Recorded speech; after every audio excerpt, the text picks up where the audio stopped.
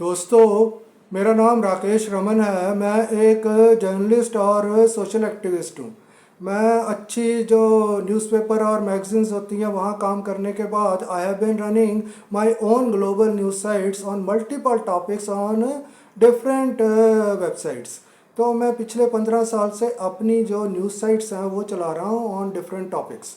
और साथ में एक एनजीओ है जिसमें मैं, उसका नाम है RMN foundation. RMN stands for Raman media network. उसमें मैं करप्शन के ख़िलाफ़ काम करता हूँ, ह्यूमन राइट्स को प्रोटेक्ट करने के लिए काम करता हूँ और बच्चों की एजुकेशन के लिए काम करता हूँ। तो उनके लिंक्स मैं नीचे छोड़ूंगा, रेलेवेंट लिंक्स, तो आप उनको देख सकते हो। तो आज मैं आपके साथ ये जो पहले पहलगाम अटैक हुआ, मिलिटेंट अटैक हुआ, और उसके बाद ये आज या आज रात को ये जो ऑपरेशन सिंदूर किया है इंडिया ने ऑन पाकिस्तान के, उसमें कहा जा रहा है कि पाकिस्तान के ऊपर अटैक किया है इंडिया ने। तो उनके जो टेररिस्ट लोकेशंस हैं उसके ऊपर अटैक किया। अब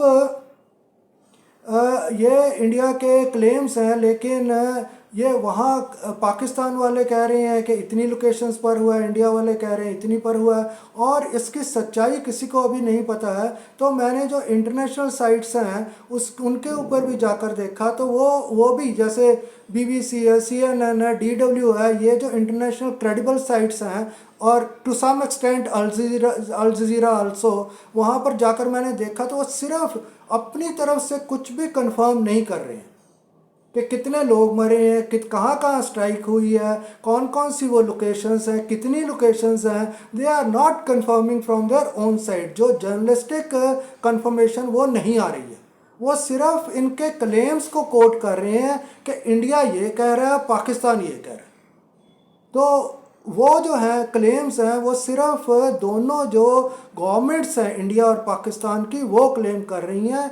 वहाँ पर किसी भी जर्नलिस्ट ने अपनी तरफ से ये कंफर्म नहीं किया है कि ये किस एक्सटेंट का ऑपरेशन हुआ है सिंदूर, किस किस लोकेशन पर हुआ है, कितनी लोकेशन पर हुआ है, कितनी डैमेज हुई है, पाकिस्तान का क्या रिस्पांस है, ये अपनी तरफ से किसी ने भी कंफर्म नहीं किया। जब मैं ये वीडियो बना रहा हूँ, इसको बनाने से 1 मिनट पहले भी मैंने चेक किया जाकर साइट्स पर कि कहीं उन्होंने, उनके जर्नलिस्ट ने वहाँ जाकर किसी ने कंफर्म किया और किसी ने नहीं वो किया। तो अब एक तो ये हो गई कि हमें ऑपरेशन सिंदूर की जो एक्सटेंट है, यानी कि स्कोप है इसका, वो नहीं पता। और दूसरी जो बात है, जो जिसके लिए ये ऑपरेशन सिंदूर किया गया, जो पहलगाम में अटैक हुआ था, मिलिटेंट अटैक हुआ था, उसका भी किसी को नहीं पता कि किसने किया। ये जो वो भी एक क्लेम है, इंडियन गवर्नमेंट का क्लेम है कि वो पाकिस्तान के टेररिस्ट ने वहाँ से चलते फिरते आए, वो उनको किसी ने बॉर्डर पर नहीं रोका, किसी पुलिस वाले इंडियन ने नहीं रोका, और किसी भी और सिक्योरिटी पर्सनल ने नहीं रोका। वो वहाँ पर हर एक चप्पे चप्पे के ऊपर वहाँ पर पुलिस वाले, सिक्योरिटी वाले खड़े हुए हैं, और हमारा टैक्स पेयर्स का पैसा जा रहा है उनको, सिक्योरिटी वालों को, आर्मी वालों को। And they are not able to stop those terrorists which Indian government claims that they came from Pakistan strolling into the Indian territory। के चलते फिरते वो ऐसे आ गए, किसी ने उनको, ना किसी सिटीज़न ने देखा, ना किसी पुलिस वाले ने, ना सिक्योरिटी वाले ने, ना आर्मी वाले ने, और वो ये अटैक करके यहाँ पर लोगों को, 26 लोगों को मारकर वापस वो चलते फिरते फिर पाकिस्तान में चले गए। This is ridiculous. मतलब कि जो अंधा और बहरा होगा, जिसको सुनाई नहीं देता, दिखता नहीं है, वो भी नहीं इसके ऊपर विश्वास कर सकता। तो मैंने फिर जो AI साइट्स हैं उसके ऊपर जाकर देखा, जो आर्टिफिशियल इंटेलिजेंस साइट्स होती हैं उसके ऊपर जाकर देखा कि मेरे को पता चले कि ये पहलगाम का अटैक किसने किया। तो वहाँ पर भी जो आर्टिफिशियल इंटेलिजेंस साइट्स हैं वो भी यही कह रही हैं कि हमें नहीं पता है। ये इंडियन गवर्नमेंट क्लेम कर रही है कि ये पाकिस्तान से कुछ लोग आकर चलाकर गोलियां इनको मारकर वापस चलते फिरते वापस चले गए, और पाकिस्तान हमेशा की तरह, जैसे पाकिस्तान हमेशा डिनाई करता है it's involvement into any terror attack in India, उसी तरह से पाकिस्तान ने फिर डिनाई किया कि हमारा इसमें कोई हाथ नहीं है। तो मेरे को आज तक ये पता नहीं चला, 22 तारीख से लेकर आज 7 मई हो गई है, कि ये पहले अटैक किसने किया और दूसरा ये जो ऑपरेशन सिंदूर हुआ है इसका क्या स्कोप था, यानी कि इसका मैग्नीट्यूड क्या है, इसका कोई अभी तक नहीं मेरे को पता चला। अब मैं fortunately I am not blind and deaf, यानी कि मैं अंधा और बहरा नहीं हूँ, इसलिए मैं जो देखूँगा जितनी देर तक उसको एविडेंस से सेटिस्फाई नहीं हो जाता, मैं ये मानने के लिए तैयार नहीं हूँ जो दोनों तरफ की ये जो गवर्नमेंट्स कह रही हैं।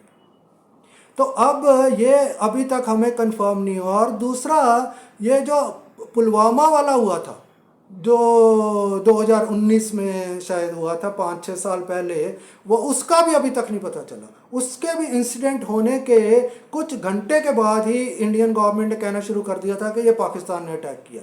उसी तरह पहलगाम वाला भी कुछ घंटे के अंदर अंदर ही कहना शुरू कर दिया कि ये पाकिस्तान ने किया। यहाँ पर कोई चोरी हो जाती है, उसका जो चोर को पकड़ने के लिए सालों साल लग जाते हैं हिंदुस्तान में। वो टेररिस्ट का कैसे पता चल गया कि ये पाकिस्तान ने किया? कोई वहाँ पर सीसीटीवी कैमरास हैं, कोई उनकी आइडेंटिफिकेशन है लोगों की जो यहाँ पर आकर अटैक करके चले गए हैं, क्या है उनका कोई आधार कार्ड है जो पाकिस्तान देता होगा अपने सिटीजन्स को, वो है? कोई आइडेंटिफिकेशन है? कोई भी नहीं है। और इसको आप ये सुनकर हैरान होंगे कि किसी भी जो इंटरनेशनल एजेंसीज है सच एज यूएन, जो यूनाइटेड नेशंस है, उसने भी अभी तक ये कंफर्म नहीं किया कि ये पाकिस्तान से आकर यहाँ पर कुछ अटैक हुआ है।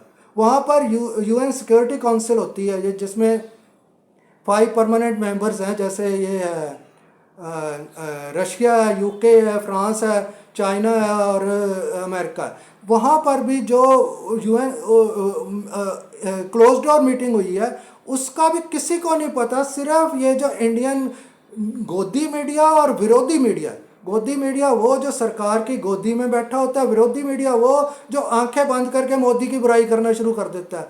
उन्होंने ये अलग अलग से कहना शुरू कर दिया कि ये यूएन सिक्योरिटी काउंसिल में भी ये पाकिस्तान को उन्होंने ब्लेम किया, और उसका किसी को नहीं पता, because that was a secret meeting. ये बस अटकलें लगा लगा कर लोगों को गुमराह करते जा रहे हैं। तो अब ये एक, ना हमें अभी पहलगाम का पता, ना पुलवामा का पता, ना ही किसी और अटैक का पता। हमें ये ज़रूर पता है कि पुलवामा के अटैक के बाद हिंदू वोटर्स को एंटाइज करने के लिए मोदी सरकार या बीजेपी ने काफ़ी वो उनको ये कह कर के मोदी ने ये बदला लिया बालाकोट स्ट्राइक करके उसके बाद, और वो भी पता नहीं स्ट्राइक भी हुई थी कि नहीं।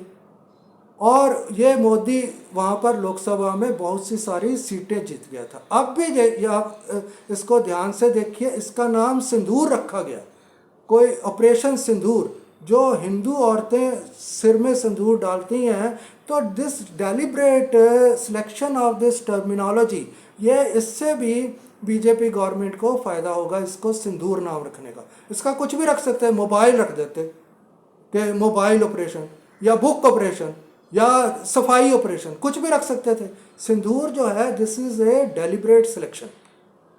तो अब इससे भी मोदी गवर्नमेंट को फ़ायदा हो सकता है। वैसे तो सारी की सारी इलेक्शन में ये ईवीएम की हेराफेरी होती है, लेकिन ईवीएम की हेराफेरी अगर ना हुई तो जैसे कि कुछ जो ये सोशल एक्टिविस्ट हैं ये आवाज़ उठा रहे हैं ईवीएम के ख़िलाफ़, तो अगर अगली इलेक्शंस में ईवीएम की हेराफेरी ना हुई तो लोग ये सोचकर के मोदी ने हिंदुओं को बचाने के लिए ये पाकिस्तान के ऊपर ऑपरेशन सिंदूर का हमला किया है, ये इसलिए उसको वोटें डालेंगे।